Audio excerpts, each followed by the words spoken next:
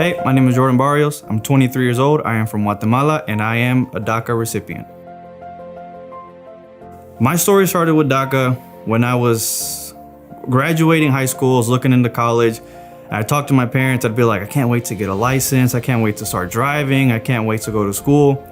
And I remember them telling me that I couldn't. And I was so confused. I was like, what do you mean I can't? And they were like, well, you don't have papers, so you can't do any of that stuff. So at first I was really confused, and it didn't really affect me until I actually graduated and all my friends are going to college and doing this, and I can't do I can't work, can't go to school, can't drive. So that's where it started with me, and the DACA program wasn't even out at that point. So it was just, just kind of sitting there wondering, well, what do I do now? What's the next step? So that's where my DACA story started. When I got DACA, it changed not only my plans, but the plans I had with my parents, because I talked to my parents about it and they'd say, well, if you can't do this, then we might have to go back to Guatemala and start a life there and see what we can do. But when I got my DACA, they decided to stay. They said, you know what? He's got something, he needs to go ahead and continue. So we stayed, and I was able to start working locally, and then I got into electrical work. Now I'm a journeyman, and I've helped my parents out with as much as I can, and just, really trying to do something with it. My biggest fear, and really my only fear, is just the program being taken away.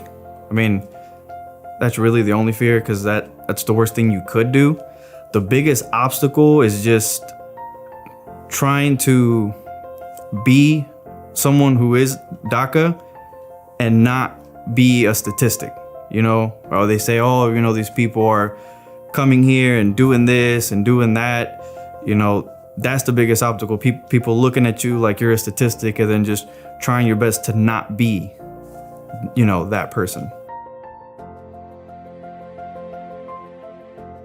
To those that can vote, please do. Please vote.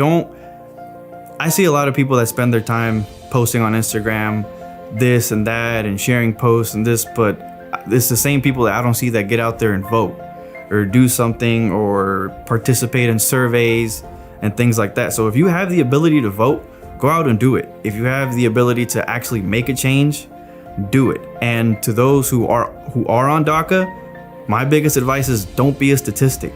Don't be the person that falls into the statistic with, drugs, crime, and stuff like that. You're representing everybody. So when you do stuff like that, it affects people who don't want to be affected.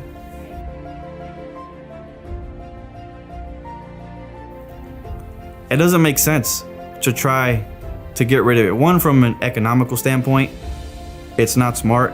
And two, from the way this nation was formed, everyone came here from somewhere. That's how this nation was built. So to look at someone and say, no, you don't belong here, is the same, people could say the same about you. There's people's lives in your hands, There are kids who are on DACA who have graduated college. You take the program away, what are they gonna do? There are people who have bought houses, invested financially, in the current economic state. So it doesn't make sense to try to do that, not only from, like I said, an economical standpoint, but it just, how do you bear taking someone's livelihood and someone's life away?